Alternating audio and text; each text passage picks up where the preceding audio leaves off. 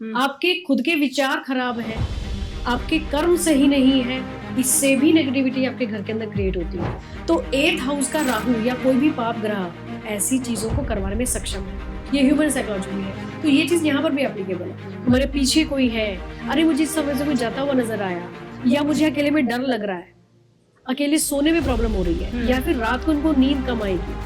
आप किसी भी घर के अंदर देखना जहाँ पर चाहे कितना मर्जी फाइनेंसिस अच्छे हो, लेकिन वो हमेशा बिखरा हुआ रहता है ना, लड़ाई झगड़े कलेश ज्यादा रहते हैं, उस घर को आप धीरे धीरे देखना फाइनेंसिस की भी प्रॉब्लम आनी शुरू हो जाती है। हम जिन मूर्तियों की बड़े प्यार से श्रद्धा से उनको लाते हैं, उनकी पूजा करते हैं, बहुत अलग अलग तरह की मिठाइयाँ फल फ्रूट सब कुछ करते हैं, उसके बाद उनको बड़ी बेकदरी के साथ उनको कहीं पर भी छोड़ कर आ जाते हैं, कहीं पर भी गिरा कर आ जाते हैं। बहुत सी मूर्तियों के आपने देखोगे किसी का हाथ टूट रहा है, पैर टूट रहा है, ये चीज गलत है। आपकी उस पूजा का कोई फायदा नहीं। नमस्कार दोस्तों, आपका स्वागत है एक और नए एपिसोड में। मैं हूं आपकी होस्ट, आपकी दोस्त भारती। तो आज का एपिसोड आप बहुत कुछ सीखने वाले हैं इस एपिसोड से, क्योंकि आज हमारे साथ है अपर्णा मैम, जो कि 17 साल से एस्ट्रोलॉजी कर रही हैं। और आज आप एस्ट्रोलॉजी के बारे में बहुत कुछ जानेंगे कि एस्ट्रोलॉजी होती क्या है, उसके बहुत सारे राज आज आपको पता लगने वाले हैं। तो एपिसोड मिस मत करना। जो आ रही है दिवाली, उसके बारे में भी आज बहुत कुछ सीखने वाले हैं, किस तरीके से पूजा की जाती है। तो ये एपिसोड आपके लिए बहुत महत्वपूर्ण है, तो प्लीज स्किप मत करिएगा। एक एक मिनट आपको कुछ सिखा के जाएगी, क्योंकि मैम 17 साल से इस फील्ड में है। कैसे एस्ट्रोलॉजी की जाती है, मैम टैरो का रीडर है, न्यूमरोलॉजिस्ट है, और मैम वैदिक एस्ट्रोलॉजी तो मैम बहुत टाइम से कर ही रही हैं। तो मैम का स्वागत करते हैं हम अपने शो पर। Thank you so much Bharati ji, बहुत अपर्णा मैम कैसे हैं आप? मैं एकदम ठीक हूँ, आप बताएं आप कैसे हैं? मैं एकदम बढ़िया हूँ मैम। सबसे पहले आपका बहुत थैंक्स, आपने इनवाइट किया अपने मंच पर मुझे, और इस मंच के माध्यम से अपने दर्शकों को बहुत सारी ऐसी चीजें जो कई बार हमारी ना मिथ्स रह जाती हैं, कुछ गलत फहमियां रह जाती हैं एस्ट्रोलॉजी को लेकर, कुछ उपायों को लेकर, तो वो जरूर आज क्लियर करने की कोशिश मैं जितना मुझे ज्ञान है उससे जरूर करूंगी। बिल्कुल मैम, क्योंकि कहीं ना कहीं देखिए एक रहस्य बना ही रहता है, क्या सच में ये उपाय काम करते हैं जी। क्या एक छोटी सी पूजा आपकी लाइफ चेंज कर सकती है? तो सबसे पहले मैम, जो एक बर्थ चार्ट होता है जी, क्या हम उसके द्वारा नेगेटिव एनर्जी को या भूत प्रेतों को पता लगा सकते हैं? क्या वैदिक एस्ट्रोलॉजी में इतनी पावर है? जी बिल्कुल पावर है। सबसे पहले मैं आपको ये चीज कहना चाहूंगी बहुत तहे दिल से कि वैदिक एस्ट्रोलॉजी अगर कही जाए तो सभी विद्याओं में सबसे ऊपर है। हर एक विद्या में अपना अपना एक गुण है, उससे बहुत सी चीजें जानी जा सकती हैं, बट ये सभी ब्रांचेस हैं वैदिक एस्ट्रोलॉजी की। वैदिक एस्ट्रोलॉजी आपको आपके पास्ट, आपके प्रेजेंट, आपके फ्यूचर सभी चीजों के बारे में बता सकता है। इवन कब क्या घटनाएं हो सकती हैं, क्योंकि कब कौन से प्लैनेट की महादशा, अंतरदशा, प्रत्यंतर दशा आपके ऊपर आने वाली है और उसकी पोजीशन आपके चार्ट में कैसी है, उसके अकॉर्डिंग प्रेडिक्शन दी जाती है। और उसी के अकॉर्डिंग आपको कुछ रेमेडीज भी करनी चाहिए, साथ में कुछ प्रिकॉशंस आपको क्या रखने हैं, क्योंकि रेमेडीज हम लोग बहुत बार बात करते हैं, इस प्लैनेट का ये उपाय कर लिया जाए, उस ग्रह का ये उपाय कर लिया जाए, ये दान कर दिया जाए, बट लाइफ में प्रिकॉशन क्या रखनी है ये जानना भी बहुत जरूरी है। जी बिल्कुल। आपने एक क्वेश्चन पूछा अभी कि क्या नेगेटिव एनर्जीज को कुंडली के माध्यम से जाना जा सकता है? पहली बात तो ये कि हाँ, आत्माएं भी होती हैं, भूत प्रेत भी होते हैं। कैसे इसको हम डिफरेंशिएट करते हैं? आत्मा, क्योंकि वो तो हमारे अंदर ही है, जो परमात्मा का ही रूप है। जब मृत्यु हो जाती है तो बहुत सूक्ष्म रूप में हमारे अंदर जो आत्मा है वो परमात्मा में मिलती है, पंच तत्वों से जो हमारा ये शरीर बना है, और वो पंच तत्व आपको पूरे ब्रह्मांड में भी मिलेंगे। जी। जो ग्रहों की अगर हम बात करते हैं तो कैसे कनेक्शन है हमारा उनके साथ, बहुत सारे लोग ये क्वेश्चन करते हैं कई बार कि प्लैनेट्स कैसे हमारे जीवन के ऊपर असर डालेंगे, कैसे उनका इम्पैक्ट मिलेगा, वो इतनी दूर है हमसे। जी। जिन तत्वों से हमारा शरीर बना है वही तत्व ग्रहों के पास भी होते हैं। एक एक ग्रह का अपना अलग अलग तत्व होता है। और एक फॉर एग्जाम्पल, अगर बर्थ चार्ट में, कुंडली में आपका कोई ग्रह अगर नीच राशि का है तो, या वो पीड़ित अवस्था का है, तो उसको हम उसकी पोजीशन को खराब कहते हैं कि ये अच्छे रिजल्ट्स अपने नहीं देगा। जी जी। चाहे वो महादशा में आ जाए, अंतरदशा में आ जाए, या किसी भी प्रकार से वो अच्छा रिजल्ट आपको नहीं देगा। उससे रिलेटेड जो भी कैरेक्टरिस्टिक्स होंगे ना, वो आपकी लाइफ में डिस्टर्ब होंगे।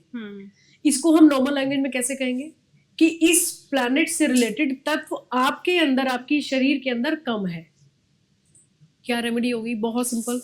जिन लोगों को नहीं भी पता ना, उन लोगों को ये पता होना चाहिए। फॉर एग्जाम्पल आपको मैं ये बताऊं कि जैसे सूर्य की अगर हम बात करते हैं, जो भी लोग कार्तिक मास में जन्म लेंगे उनका सूर्य डिस्टर्ब मिलेगा। किसी को अगर अपने बर्थ चार्ट के बारे में नहीं पता या टाइम कंफर्म नहीं है तो उनका सूर्य बाय डिफॉल्ट परेशान मिलेगा ही, या तो नीच राशि का होगा, बहुत कम डिग्री का होगा। इसका रिजल्ट क्या होगा कि उनके करियर में उनको प्रॉब्लम्स फेस करनी पड़ेगी। वो जितना हार्ड वर्क कर ले उनको उतना यश नहीं मिलेगा, उतना फेम नहीं मिलेगा। बॉस के साथ वो जितने अच्छे रिलेशंस बना ले, उसको जितनी मर्जी हाँ जी कर ले, बॉस खुश नहीं होगा। जो उनके कुलीग्स होंगे या सबॉर्डिनेट्स भी इवन होंगे, अगर शनि भी साथ में पीड़ित हो गया तो सबॉर्डिनेट्स तक भी उनको हेल्प नहीं करेंगे। ऐसे ही अगर हम नेगेटिव एनर्जी की बात करते हैं तो क्या बर्थ चार्ट आपके नेगेटिव एनर्जीज को भी बताता है? तो यस, क्योंकि आत्मा की हमने अभी बात की जी। अगर सदगति मिल गई तो आत्मा अपने लोक को चली जाती है, जो हम सारी चीजें जानते हैं कि वो परमात्मा से मिल गई, उसके बाद उसका दूसरा जन्म होगा, कर्मों के हिसाब से दूसरा जन्म मिलेगा जी।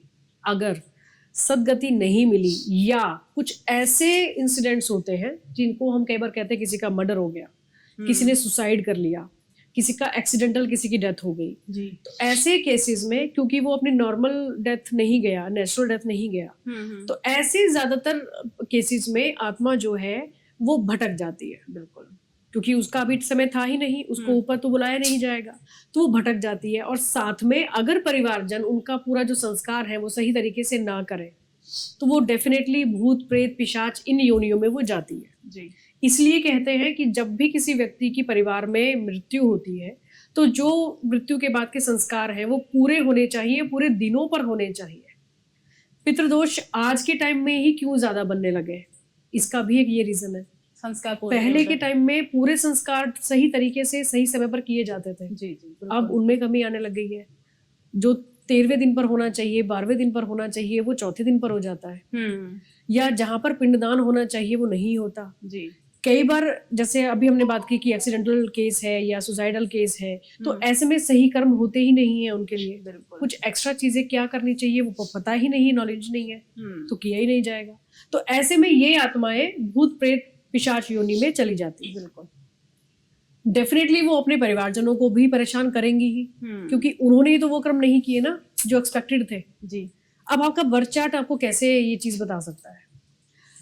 हर एक ग्रह का, हर एक भाव का अपना एक अलग विशेषता है, महत्व है। बिल्कुल, आपका फर्स्ट हाउस है वो आपको बहुत कुछ अपने बारे में बताएगा कि आपकी पर्सनालिटी कैसी होगी, आपका चेहरा कैसे होगा। इवन आपके लग्न से ये भी बताया जा सकता है कि आपकी आईज कैसी होंगी, स्किन का कलर कैसा हो सकता है जी। ऐसे ही नेगेटिव एनर्जीज के बारे में अगर आपको बात करनी है तो आपका 8th हाउस जिसको बहुत सारे लोग बहुत नेगेटिव हाउस मानते हैं, बिल्कुल, जो कि होता भी है लेकिन बहुत सारी चीजों के लिए अच्छा भी होता है। अगर हम ऑकल्ट की बात करते हैं स्पेशली, मतलब 8th हाउस, मैंने तो मोस्ट ऑफ देखा है सब लोगों का कि 8th हाउस में ग्रह नहीं अच्छे होते हैं, या 8th हाउस का जो लॉर्ड होता है वो अच्छा नहीं होता है जी। ये बात सही। 8th हाउस क्योंकि नेगेटिव तो है ही है, क्योंकि कष्ट का है, मृत्यु का है, मृत्यु तुल्य कष्ट का है। मीन्स आपको बहुत सारे स्ट्रगल, हर्डल्स, ये सब अष्टम भाव में देखने को मिल जाएंगे।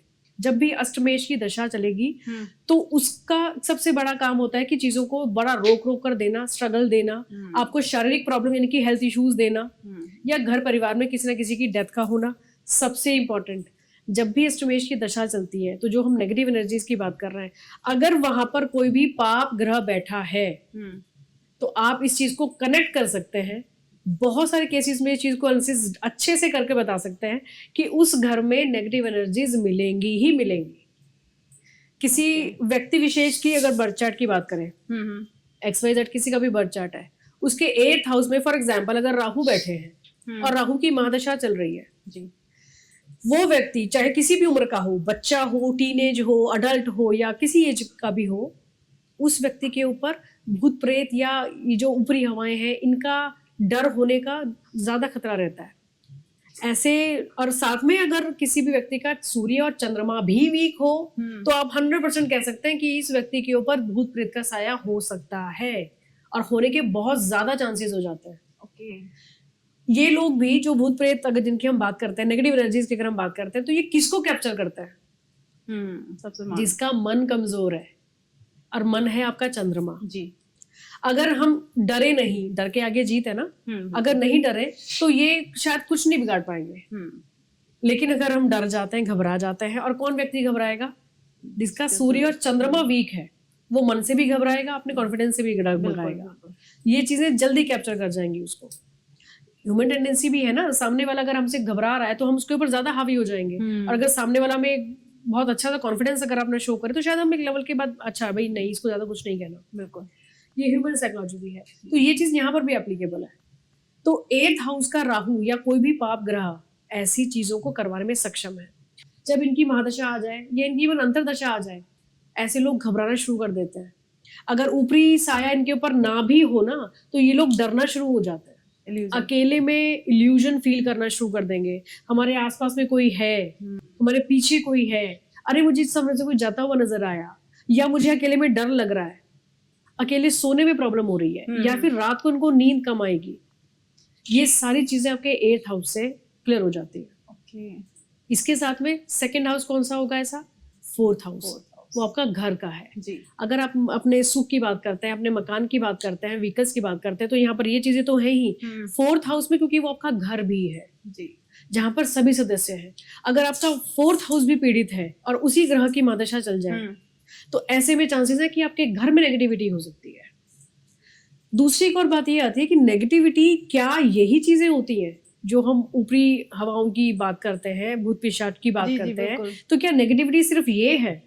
नहीं, नेगेटिविटी किसी ने कुछ टोटका या तंत्र आपके अगेंस्ट कर दिया, आपके खुद के विचार खराब हैं, आपके कर्म सही नहीं है, इससे भी नेगेटिविटी आपके घर के अंदर क्रिएट होती है।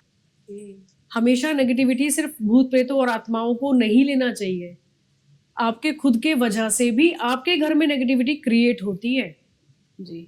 आप किसी भी घर के अंदर देखना, जहां पर चाहे कितना मर्जी फाइनेंसिस अच्छे हो, लेकिन वो हमेशा बिखरा हुआ रहता है ना, लड़ाई झगड़े कलेश ज्यादा रहते हैं, उस घर को आप धीरे धीरे देखना फाइनेंसिस की भी प्रॉब्लम आनी शुरू हो जाती है। या फिर वो ऊपरी तौर पर बड़े अच्छे संपन्न नजर आते हैं, लेकिन वो लोन्स के अंदर बहुत ज्यादा होते हैं। मीन्स एक के बाद एक लोन उनके ऊपर चलता चला जाता है। ये आपके खुद के कर्मों की वजह से जी। घर को साफ सुथरा रखना, ये तो माँ लक्ष्मी का भी एक संकेत है कि अगर मुझे बुलाना है तो भाई घर को साफ सुथरा रखो। बिल्कुल, माँ लक्ष्मी की अगर हम बात करें तो यहाँ एक अच्छा एक ये टॉपिक है कि माँ लक्ष्मी की जरूरत तो आज सबको है। हर एक इंसान को माँ लक्ष्मी, हर एक इंसान चाहता है कि लक्ष्मी की कृपा मुझ पर बनी हो रहनी चाहिए हमेशा। अब हम इसमें भी इस बात को समझते हैं कि बहुत कम लोग हैं जो ये जानते हैं कि माँ लक्ष्मी को कैसे प्रसन्न किया जाए, क्योंकि कुछ चीजें हैं कॉमन जो हम सब जानते हैं, बट कुछ ऐसी चीजें जिससे माँ लक्ष्मी बहुत जल्दी प्रसन्न होती है। अगर हम दिवाली की बात करें, जो आने वाले दिवाली में बिल्कुल माँ लक्ष्मी की मूर्ति कैसी लें, या कौन से ऐसे मंत्र या किस तरह की चीजों से उनकी पूजा की जाए जो कि जिससे वो प्रसन्न हो जाएं, अपना आशीर्वाद दें। स्थायी लक्ष्मी जिसको कहते हैं। माँ लक्ष्मी के 8 रूप हैं जिनको हम अष्ट लक्ष्मी जानते हैं। संतान देने वाली भी हैं, सुख देने वाली भी हैं, ऐश्वर्य भी देती हैं, मीन्स आपको फेम भी देती हैं, आपको धन तो देती ही हैं जी। अगर खाली फाइनेंसिस की हम बात करें कि आपको फाइनेंस अपने इंक्रीज करने हैं, कैसे आप अबेंडेंस अपनी लाइफ में ला सकते हैं, तो गज लक्ष्मी की पूजा करना या धन लक्ष्मी की पूजा करना आपके लिए सबसे इंपॉर्टेंट हो जाता है। दिवाली पर जब आप मूर्ति को चुनते हैं कि कौन सी मूर्ति हम गणेश जी की और लक्ष्मी जी की लाएं, मैम क्या ये जो मूर्तियां लेके आते हैं, क्या ये लानी चाहिए या जो घर में रखी हुई मूर्ति होती है उसी से पूजा करनी चाहिए? देखिए, ये भी एक बहुत कंफ्यूजन सा एक पॉइंट है कि बहुत सारे लोगों ने ये क्वेश्चन पूछा। देखिए, चांदी के या किसी भी धातु के लक्ष्मी और गणेश आपके घर में होने चाहिए जो परमानेंट है जी, जो परमानेंट है। अब रही बात दीपावली की, दीपावली पर जो हम मिट्टी से बने हुए लक्ष्मी गणेश लाते हैं उनको हर साल लाना चाहिए और हर साल विसर्जित भी कर देना चाहिए। कई बार ये बात आती है कि क्या विसर्जन होना चाहिए? हाँ, वही। देखिए, सबसे जरूरी चीज ना समझने की ये है कि लेमेंस के लिए, क्योंकि हम लोग मंदिर के पुजारी नहीं है, ना ही जो हमारा घर है वो मंदिर है जी। मंदिरों में जो भी मूर्तियां होती हैं, शिवलिंग होता है या जो भी स्थापना हम लोग वहां करते हैं, वो प्राण प्रतिष्ठित होती है जी। हमारे घर में कभी भी किसी भी मूर्ति की प्राण प्रतिष्ठा नहीं होती, बिल्कुल, और ना ही करनी चाहिए। क्यों नहीं? क्योंकि अगर आप अपने घर में किसी भी मूर्ति की प्राण प्रतिष्ठा कर लेते हैं तो आपको पूरे नियम से उनकी पूजा पाठ विदाउट एनी फेल करनी होगी। अगर आपसे चूक होती है तो फिर बैड इफेक्ट आपको देखने को मिलेंगे ही। फिर हम ये सोचते हैं कि ऐसा क्यों हो रहा है हमारे साथ, हेल्थ इश्यूज आने शुरू हो गए या फाइनेंसिस की प्रॉब्लम शुरू हो गई या और बहुत सारी चीजें गड़बड़ा जाती हैं। तो इसका मेन रीजन यही है। गृहस्थी में वैसे तो कभी भी प्राण प्रतिष्ठित होती ही नहीं है मूर्तियां। और अगर जब भी आप किसी पूजा का आयोजन अपने घर में करते हैं, दीपावली पर पूजा करते हैं जी। तो वहां पर सभी देवी देवताओं का आवाहन किया जाता है, उनको बुलाया जाता है, उनको इनवाइट किया जाता है और वो पूजा पूरी विधि विधान से करने के बाद उनको वापस भेजा जाता है। इसका मतलब है यहाँ पर विसर्जन करना। ओके। अगर मैंने अपने घर में किसी भी गेस्ट को इनवाइट किया है, बड़े प्यार से किया है, तो मैं उसको बड़े अच्छे से बैठाऊंगी, आप बैठिए, पानी पीजिए, चाय कॉफी लीजिए, खाना खाइए, स्वीट्स खाइए, सब कुछ। ये करने के बाद अब वो गेस्ट को डेफिनेटली उसको जाना ही होगा, क्योंकि वो परमानेंटली मेरे घर में नहीं रह सकते। ना तो वो कंफर्टेबल होंगे ना मैं कंफर्टेबल होंगी। बिल्कुल। राइट। तो ये है विसर्जन। विसर्जन का मतलब ये नहीं है कि हमने परमानेंटली उनको अपने घर से विदा कर दिया। उनका चिन्ह हमने रखा है और उस चिन्ह को ही, उस मूर्ति को ही हम मानकर उनकी पूजा करते हैं नियमित रूप से, डेली बेसिस पर। राइट। बट एग्जैक्टली अगर हम उनको बैठा लें वहां साक्षात, प्राण प्रतिष्ठा कर कर बुलाएं, तो क्या हम वो पूरे विधि विधान नियम से एक गृहस्थी होने के बाद में उसको निभा पाएंगे? मुश्किल हो जाएगा। और जब गलतियां होंगी, त्रुटियां होंगी, तो फिर उसके साइड इफेक्ट तो देखने को मिलेंगे ही। इसीलिए कहा जाता है कि विसर्जन करना, जिसको कि कभी भी किसी भी इंसान को ना गलत नहीं लेना चाहिए कि हमने उनको परमानेंटली विदा कर दिया, ऐसा नहीं होता। आपने विशेष पूजा करने के लिए उनको इनवाइट किया, पूजा की और उनको अपने घर पे वापस भेज दिया। क्योंकि विसर्जन जो होता है, क्योंकि देखिए बहुत सारी रील्स आपने अभी भी देखी होंगी कि गणेश विसर्जन के टाइम पे, तो विसर्जन का भी एक तरीका होता होगा किस तरीके से करना चाहिए, क्योंकि कहीं ना कहीं आप उन्हें विदा कर रहे हो, उनको बुलाया अतिथि के रूप में, तो क्या विसर्जन ऐसे ही कर देना चाहिए कि सारी मूर्तियां बाहर पड़ी हुई हैं? तो नहीं, ये चीज गलत है। हम जिन मूर्तियों की बड़े प्यार से, श्रद्धा से उनको लाते हैं, उनकी पूजा करते हैं, बहुत अलग अलग तरह की मिठाइयाँ, फल, फ्रूट सब कुछ करते हैं, उसके बाद उनको बड़ी बेकदरी के साथ उनको कहीं पर भी छोड़ कर आ जाते हैं, कहीं पर भी गिरा कर आ जाते हैं। बहुत सी मूर्तियों के आपने देखोगे किसी का हाथ टूट रहा है, पैर टूट रहा है, ये चीज गलत है। आपकी उस पूजा का कोई फायदा नहीं। विसर्जन का सही तरीका होना चाहिए, जिस विधान से आप उनको लेकर आए हैं, पूजा पाठ की है, उसी विधान से उनका विसर्जन भी हो। विसर्जन इवन आप जब अपने घर से या उनके स्थान से उनको करते हैं, उसका भी एक पूरा प्रॉपर तरीका है।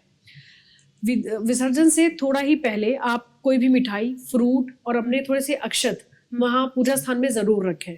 ठीक है। जब भी हम किसी को विदा करते हैं अपने घर से, तो कुछ ना कुछ गिफ्ट वगैरह देकर भेजते हैं। जी। ऐसा ही करते हैं ना। तो उस पूजा के स्थान पर आप ये सब चीजें जरूर रखें।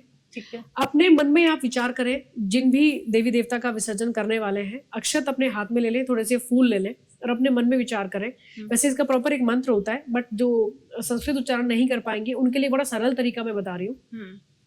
अक्षत और चावल हाथ में रखें और अपने मन से पूरा कनेक्ट उनके साथ करें कि कोई भी त्रुटि, कोई गलती, कोई अपराध हमसे अगर रह गया हो, क्योंकि ना मुझे पूजा की पूरी विधि का पता, ना मुझे विसर्जन का मुझे पता, जो भी गलती हमसे हुई हो उसको आप क्षमा करें।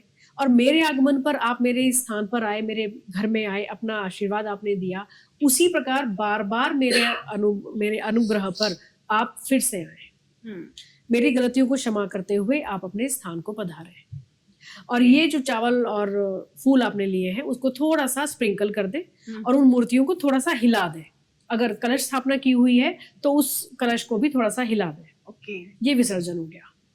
अब इन मूर्तियों को अगर तो आपको कहीं पर ले जाकर विसर्जित करना है तो बड़े प्रेम के साथ लेकर जाएं, और जो भी जल के अंदर प्रवाहित करना है, या अगर हम गणेश जी की बात करते हैं तो वैसे तो सभी को ना वो जो मिट्टी वाली मूर्ति होती है वो लानी चाहिए, इको फ्रेंडली लानी चाहिए।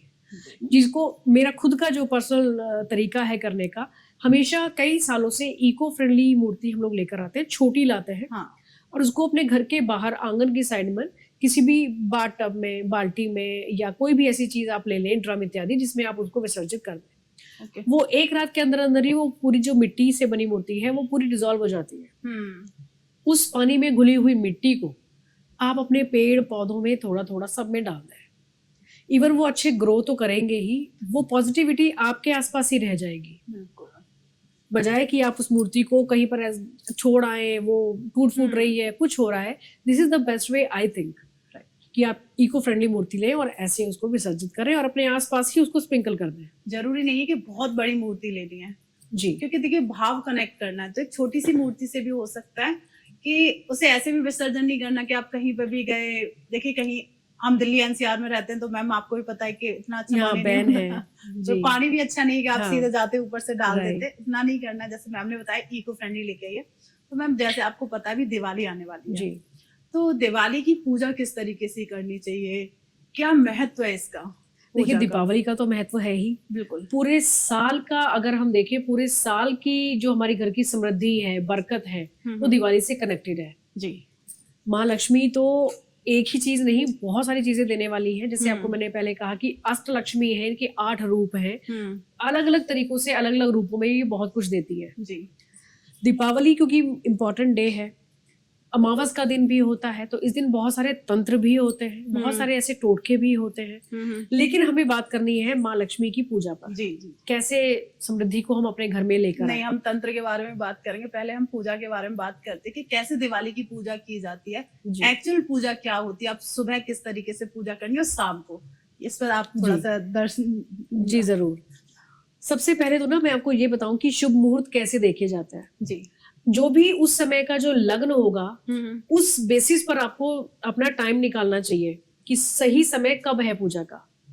दर्शकों की जानकारी के लिए मैं ये बता दूं, जो भी स्थिर लग्न होते हैं उन लग्नों में पूजा की जानी चाहिए। ओके। अब कोई बिजनेसमैन है या किसी की शॉप है तो डेफिनेटली वो पहले दिन के टाइम पर या शाम के समय में अपने उन स्थानों पर जहां से उनका कोई भी कारोबार है, कोई काम है, बिजनेस है, वहां पर उनको पूजा करनी चाहिए। मेक श्योर कर ले कि वो स्थिर लग्न हो तो ज्यादा अच्छा है। ओके। शाम के टाइम पर भी आपको वही चीज देखनी है, जो स्थिर लग्न आपको मिल जाए। लगभग 2 घंटे एक लग्न हाँ, रहता एक है, लग्न 2 घंटे रहता है। उस स्थिर लग्न में ही आप महालक्ष्मी की पूजा करें। स्थिर लग्न का एक दूसरा मतलब क्या है, जो लंबे समय तक चलने वाला है, स्थिर है, वहीं पर रुका हुआ है। तो माँ लक्ष्मी को हम सब चाहते हैं कि वो स्थिर रहे, हमारे घर में विराजमान रहे लंबे टाइम तक। तो स्थिर लग्न देखें। उसके बाद में आप शाम के समय जब भी जो आपको वो समय मिल जाए, आपको पूजा शुरू करनी है। पूजा की सामग्रियों में बहुत सी ऐसी चीजें हैं जो होनी चाहिए जी।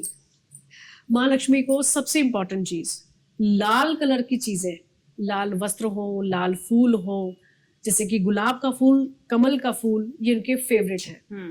अनार, हम लोग वैसे तो उनको पंचमेवा उनको अर्पित करना ही चाहिए, बट अनार उनका फेवरेट फ्रूट है। अनार डेफिनेटली आपको यहाँ पर अर्पित करना चाहिए। हम बात करें कि और क्या चीजें ऐसी हैं जिनके चढ़ाने से या वहां रखने से हम कैसे अपने फाइनेंसेस को बढ़ाएंगे। श्री यंत्र माँ का प्रिय यंत्र है। श्री यंत्र को या तो आप किसी धातु पर बनवाकर अपने पूजा घर में वैसे स्थापित कर सकते हैं या दीवार पर लगा सकते हैं। अष्ट धातु में भी ये बन सकता है। अदरवाइज जो स्फटिक का श्री यंत्र होता है वो तो हर घर में होना ही चाहिए। स्फटिक स्फटिक के नाम पर कई बार आजकल ग्लास का बना हुआ श्री यंत्र मार्केट में मिल जाता है, लेकिन कोशिश करें अगर आपको स्फटिक मिल जाता है ना, इससे बेटर धातु कोई और नहीं। श्री यंत्र या तो अष्ट धातु में बनाए या फिर आप स्फटिक का लें। इसको अपने घर में दीपावली से पहले ही चाहें या फिर दीपावली की रात को आप स्थापित करें। माँ लक्ष्मी के साथ श्री यंत्र की पूजा जरूर करें और एवरी फ्राइडे इसको हमें चार्ज भी करते रहना चाहिए और इसकी पूजा अर्चना भी करनी चाहिए जी। लाल रंग की जो रौली है ये माँ लक्ष्मी को बहुत प्रिय है, अक्षत बहुत प्रिय है। तो मैं ब्रीफ में बताती हूँ आपको कि माँ लक्ष्मी की पूजा कैसे करनी है। बिल्कुल भाई। सबसे पहले अपने घर को क्लीन करें, गंगा जल छिड़क दें, किसी भी पूजा से पहले करना ही चाहिए। सबसे पहली चीज इंपॉर्टेंट होगी कि आपके घर की जो एंट्री है ना वो क्लीन होनी चाहिए। अगर यहाँ पर कुछ चीजें नेगेटिव हैं तो माँ लक्ष्मी का आगमन होगा ही नहीं, आप कितनी मर्जी पूजा कर लो। मतलब कहने का मतलब है जो आपका घर की जो एंट्रेंस है उसको आपको क्लीन करना है। क्लीन करना है। कैसे करेंगे? हम 2 तरीके समझते हैं। एक तरीका होता है साफ सुथरा, उस पर कोई धूल मिट्टी ना हो, कोई जाले इत्यादि ना हो, हमने उसको वैसे साफ क्लीन कर लिया जी। दूसरा तरीका है नेगेटिविटी को दूर करना। उसके लिए हमें एक छोटी सी पोटली है जो मैं आपको बताऊंगी, उसको अपने मेन गेट पर आप लगा लें। वो धनतेरस के दिन भी कर सकते हैं या दीपावली के दिन भी आप कर सकते हैं। छोटे से या तो पीले कपड़े में या लाल कपड़े में आप उसमें आप रखेंगे 2 हल्दी की गांठें, थोड़ी सी सरसों, जो पीली सरसों होती है ये एक, इसमें आप रखेंगे भीमसेनी कपूर का छोटा सा पीस। इन तीनों चीजों को मिलाकर आप इस पोटली को बनाकर अपने मेन गेट के एंट्रेंस पर किसी भी सही जगह पर आप उसको रख दें सुरक्षित। ठीक है। धनतेरस के दिन पर करें या फिर दीपावली के दिन करें। ओके, इससे आपकी एंट्रेंस क्लीन हो गई, नेगेटिविटी दूर हो गई। ठीक है। अब माँ लक्ष्मी आराम से अंदर आ सकती है।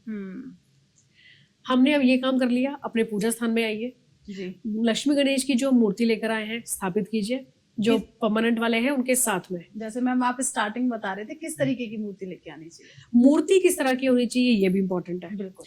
देखिए, जब हम मूर्ति का कई बार चुनाव करते हैं तो सिर्फ ये देखते हैं कि कितनी साज सज्जा की हुई है, कितनी सुंदर बनाई हुई है, वो तो चीज इंपॉर्टेंट है ही। सबसे जरूरी कि उनकी एक तो वो बैठी हुई हो, माँ लक्ष्मी बैठी अवस्था में हो, खड़ी अवस्था में ना हो। खड़ी लक्ष्मी जो होती है ना, वो कभी स्थिर नहीं रहेंगी, वो चलायमान है, वो चलती रहेंगी। आपके पास आएंगी तो कुछ दिनों के बाद कहीं और जाएंगी। तो इसलिए स्थिर यानी कि बैठी हुई लक्ष्मी की मूर्ति लेनी चाहिए। ठीक है। उन्होंने लाल रंग के या पिंक कलर के कोई भी साड़ी, कपड़े, वस्त्र उन्होंने पहने हुए होने चाहिए। अगर उनके हाथों में कमल हो, बहुत ही अच्छा। एक हाथ उनका वर मुद्रा में हो, जो कि आपको ब्लेसिंग देने की अवस्था में उनका एक हाथ होना चाहिए। उनके पास कलश जरूर होना चाहिए जो कि आपकी ओर धन की वर्षा करता हो। मीन्स उस कलश में से कुछ सिक्के नीचे गिरते हुए शो होने चाहिए, वो भी आपकी तरफ, साइड में नहीं, बीचों बीच, फ्रंट से। इसके अलावा दो चीजें हैं। बहुत सारे लोग ये समझते हैं कि उल्लू माँ के साथ में होना चाहिए, इससे धन आता है। ये बात सही है कि अगर माँ के साथ उल्लू, क्योंकि उल्लू सवारी कही जाती है माँ लक्ष्मी की, बिल्कुल आता जरूर है धन, लेकिन ये बात समझने की है। सभी दर्शकों को मैं ये बात भी बताऊं कि अगर उल्लू के साथ अगर धन आता है ना, तो ये बहुत जल्दी जाता भी है। दूसरी बात, इसके आने के जो सोर्सेज होते हैं ना, वो नेगेटिव भी हो सकता है। मीन्स आप किसी गलत तरीके से भी धन को कमा सकते हैं। तो इसलिए उल्लू के साथ माँ की मूर्ति को अवॉइड करें और गज लक्ष्मी की मूर्ति लाएं। गज लक्ष्मी, जो हाथी के साथ माँ लक्ष्मी की मूर्ति होती है, उसको कोशिश करें कि उसको लाया जाए। गज बड़ा, विशाल, समृद्धिदायक। घर के अंदर भी अगर हाथी की छोटी सी स्टैचू रख दी जाए ना, तो ये भी विस्तार का काम करती है। मीन्स ये आपको एबेंडेंस देती है। तो माँ लक्ष्मी के साथ अगर गज होगा, हाथी होगा, तो ये भी आपको एबेंडेंस देने का काम करेगा और सही तरीके से पॉजिटिव एबेंडेंस देगा, और जो स्थिर रहेगी, क्योंकि हाथी एकदम से मूव नहीं करता, वो स्थिर रहता है और एबेंडेंस का कारक है। तो हाथी के साथ या हाथी के ऊपर बैठी हुई माँ लक्ष्मी की मूर्ति को देखें। ठीक है। अगर कमल पर भी हो तो भी अच्छा साइन है ये, या तो हाथी पर बैठी हो या हाथी उनके साथ में कहीं पर बैठा हो, कमल पर बैठी हो। ये दो चीजें जरूर देखें कि वो किस अवस्था में बैठी हुई है। जी। ऐसे ही हमें गणेश जी की मूर्ति को देखना है कि उनकी सूंड किस साइड पर है। गणेश जी की सूंड अपने आप में बहुत सी चीजों को इंडिकेट करती है, बट यहाँ दीपावली की अगर स्पेशली बात करेंगे तो जिस भी ओर उनकी लड्डुओं की टोकरी होगी, उस ओर उनकी सूंड होनी चाहिए। ओके। इससे उनकी हैप्पीनेस शो होती है। हम कोई भी अपना मनपसंद फूड कब खाते हैं? जब हम लोग हैप्पी फील करते हैं, बिल्कुल, या बड़ा नॉर्मल सा फील करते हैं, स्ट्रेस फील नहीं करते। तो ये वही पोजीशन है। ये चीज इंडिकेट करती है कि गणेश जी अगर अपने लड्डू की टोकरी की तरफ सूंड है उनकी, means he is eager to have that laddoo. तो ये एक अच्छा और हैप्पीनेस का इंडिकेशन है। और गणेश जी की पूजा माँ लक्ष्मी के साथ क्यों होती है?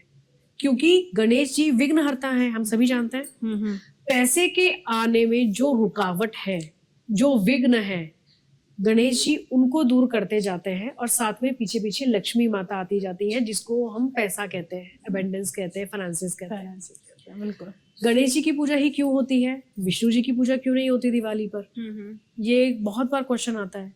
जबकि भगवान विष्णु और माँ लक्ष्मी तो एक साथ ही पूजे जाते हैं हमेशा। जी। उसका रीजन ये है क्योंकि इन 4 महीनों में, जिसको हम चातुर्मास कहते हैं, उसमें भगवान विष्णु शैया पर होते हैं, अपनी निद्रा में होते हैं। इसीलिए बैक टू बैक देखेंगे, पहले सावन आता है जिसमें भगवान शिव की पूजा करते हैं, फिर हम अपने पितरों की पूजा करते हैं। पहले गणेश जी को हमने बना लिया, फिर माँ दुर्गा आ जाती है, उसके बाद हमें सारे त्योहार जो है वो बैक टू बैक, क्योंकि जब भगवान विष्णु नहीं है तो हम सभी की पूजा अर्चना कर रहे हैं कि अब आप संभालो, अब आप संभालो, अब आप संभालो। बाकी पूरे साल तो भगवान विष्णु है ही सबके संरक्षण के लिए। वो पूरे संसार का संरक्षण करते हैं ना। बिल्कुल। जब वो नहीं है तो फिर ये सब है। इसीलिए भगवान विष्णु की एब्सेंस में गणेश जी, क्योंकि वो उनके दत्तक पुत्र भी हैं, मीन्स वो उनके अडॉप्टेड सन है गणेश जी। तो इसलिए अपने हस्बैंड की बजाय वो अपने बेटे के साथ में उनकी पूजा होती है, और वो विघ्नों को तो दूर करते ही हैं। इसलिए लक्ष्मी गणेश की पूजा एक साथ में होती है। जिससे, और गणेश जी भी प्रोस्पेरिटी को देने वाले हैं, इसलिए दोनों को पूजा उस समय पे करनी बहुत जरूरी है। अपर्णा मैम हमारे शो पे आई, हमें बहुत अच्छा लगा, बहुत कुछ सीखने को मिला कहीं ना कहीं कि किस तरीके से पूजा करनी चाहिए, विसर्जन किस तरीके से करना चाहिए। मुझे तो पर्सनली बहुत अच्छा लगा, लगता है मुझे दर्शकों को बहुत पसंद आने वाला है कि कहीं ना कहीं जो एक सवाल होता है वो आपका इसमें क्लियर हो जाएगा कि पूजा में हमें क्या रखना चाहिए, लक्ष्मी गणेश जी की पूजा कैसे करनी चाहिए, हमें मूर्ति किस तरीके की लानी चाहिए। तो आज के टॉपिक में आपको बहुत कुछ सीखने को भी मिला है और जानने के लिए भी मिला है। तो ये एपिसोड आपको पसंद आता है तो प्लीज लाइक करिएगा और कमेंट, जो भी आप जानना चाहते हैं पूजा से रिलेटेड, अगर कोई चीज समझ में नहीं आ रही है तो आप कमेंट करिए और पूछिए, मैम वहां पर आपको आंसर भी देगी। ठीक है, तो आपके लिए बहुत ईजी है, मैम से आप कनेक्ट भी कर सकते हैं, डायरेक्ट भी कॉल कर सकते हैं, जो कि हमारे डिस्क्रिप्शन में मैम का नंबर आ रहा है। और इसके लिए सबसे पहले आपको क्या करना पड़ेगा, आपको इस चैनल को सब्सक्राइब करना पड़ेगा और हर एक एपिसोड आपके लिए कुछ नया ही लेके आ रहा है और हर एक एपिसोड में आप कुछ ना कुछ सीख ही रहे हैं। तो उसके लिए सबसे पहले आप बेल आइकन दबा दीजिए और आप बेल आइकन दबाएंगे तो आपके पास नोटिफिकेशन आएगा, क्योंकि हर एक एपिसोड आपको कुछ ना कुछ नया देके जा रहा है। तो दिवाली की आ ही रही है, लक्ष्मी जी को अपने घर में लेके आइए। मैम ने जिस तरीके से पूजा बताई है इस बार आप उस तरीके से पूजा करिए, मंत्रों का जाप करिए, लक्ष्मी जी को अपने घर में विराजमान करिए। तो मिलते हैं नेक्स्ट एपिसोड में, तब तक के लिए राधे।